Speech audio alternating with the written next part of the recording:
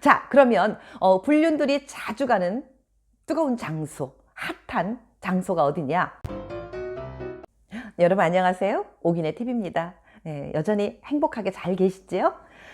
행복 전문가인 에드디너 교수라는 분이 있습니다. 이 사람이요, 긍정심리학의 대가 마틴 셀리그먼이라는 사람하고요, 매우 행복한 사람이라는 아주 흥미로운 논문을 발표한 적이 있었다고 합니다.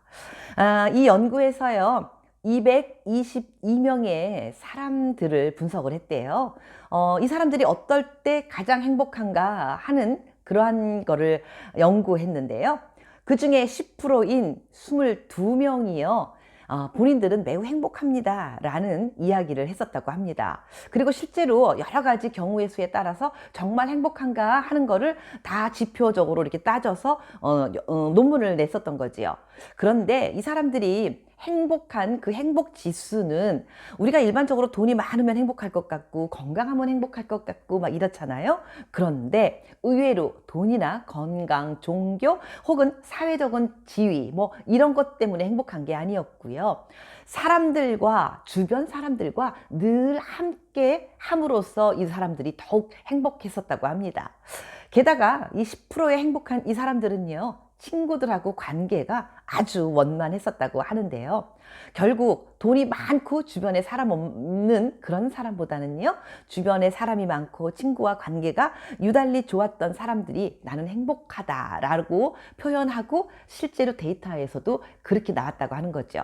그런데 한 가지 더 흥미로운 게 있습니다. 뭐냐 하면은요, 저도 그거를 보고 깜짝 놀랐는데요. 이 10%의 22명 이들 중에 21명이요, 이성 친구가 있었다고 합니다. 아우, 깜짝 놀랄 일이었습니다. 그래서 결론적으로 말하면 이성 친구, 결국 행복하려면, 정말 최고의 행복도가 올라가려면 애인이 있어야 되나요?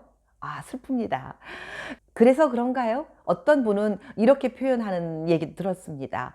이성을 만나고 있으면 본인이 살아있다는 느낌이 들고요, 뭔가 정신이 깨어지는 반짝하는 그런 느낌이 든대요.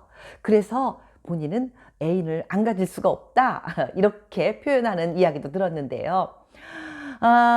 그래서인가요? 주변에서 혹은 매스컴에서 우리는 끊이지 않고 자주 듣는 말 중에 불륜, 바람, 이러한 단어들, 이러한 말들을 너무나 쉽게 접하고 있긴 합니다. 얼마 전 제가 어떤 커뮤니티에서 봤습니다.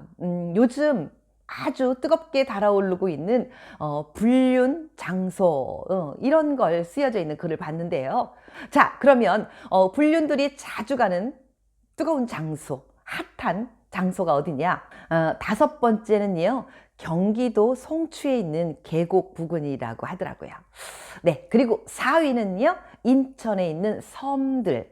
그런데요, 요즘 인천이 막 떠오르는 것 같아요. 주변에 멋진 카페들 아주 많이 만들어지고 있습니다. 다음 3번째는요, 경기 파주시에 해리마을이라는 곳이 있대요. 그곳에 뭐 한정식 집들도 많고 카페도 많고 여러 가지 좋은 분위기 있는 장소들이 아주 많다고 그렇게 나와 있습니다. 다음 2위는요, 의왕시에 있는 백운호수라고 하는 곳이고요. 대망의 첫 번째 사람들이 많이 찾는 곳, 그곳이 어디냐면요, 경기도 양평에 있는 두물머리라고 나와 있습니다. 네, 이렇게 포털에 나와 있었습니다. 그런데 이렇게 불륜들이 가는 곳이 아름다운 곳, 이런 곳들이 있는데, 그러면 이 불륜들은 어디서 서로 알게 되고 관계를 가져서 이런 곳을 다닐까요? 네, 이 또한 여러 커뮤니티 포털, 뭐 매스컴 등지에서 이미 많이 나와 있습니다. 뭐 쉽게 말하면 동창에서 만난다, 혹은 동호회에서 만난다, 뭐 여러 가지 있습니다. 그런데 저는 오늘 딱 한 곳만 말씀드릴게요. 우리가 온라인 상에서 많은 분들이 만나고 있는 것 같습니다. 소개팅 어플, 뭐 혹은 인터넷 카페, 그 다음에 네이버 밴드 뭐 등 여러 군데 만날 수 있는 기회가 참 많은 곳이 있었습니다. 그런데요, 제가 주변에서 들은 이야기 한 가지 해드리면요. 어떤 분이 외국에서 오래오래 살았습니다. 몇십 년을 살다가 50대 중반쯤 되셨는데요. 남편이 일 때문에 한국으로 오게 됐습니다. 그래서 한국에 왔는데 아이들은 공부한다고 외국에 그대로 남아있고 두 부부만 나왔습니다. 남편은 일 때문에 당연히 집에 있을 시간이 별로 없었고요. 이 부인이 혼자 집에 있는데 한국에는 친구도 별로 없고 무료한 나날들이었습니다. 그래서 인터넷에 앉게 됐고요. 인터넷으로 여기저기 뭐 쳐봤겠죠. 그러다가 우연히 50대 중년의 모임 뭐 이런 방이 있더래요. 그래서 그곳에서 사람들을 사귀기 시작했답니다. 아주 나날이 재미가 있었대요. 뭐 인사도 주고받고 안부도 묻고 뭐 살아가는 얘기도 하고 그러다가 우리 번개팅 합시다 이래가지고 갑자기 만나게 됐더랍니다. 그런데 비슷한 또래들이 나와서 이야기를 하니까요. 한국에 친구도 별로 없던 그 사람 입장에서는요. 그렇게 우연히 만났던 그분들이 아주 재밌고 진짜 친구처럼 느껴지고 참 대화가 통하는 것 같아서 좋았더랍니다. 그런데 뭐 남성분만 나온 게 아니고요. 여자들도 나왔대요. 그렇게 두세 번 만나서 즐거운 시간을 보내다가 한 몇 번쯤 만났는데 어느 날인가 노래방을 가자고 하더랍니다. 그래서 그냥 친구라고 생각했기 때문에 아무 생각 없이 노래방을 갔었대요.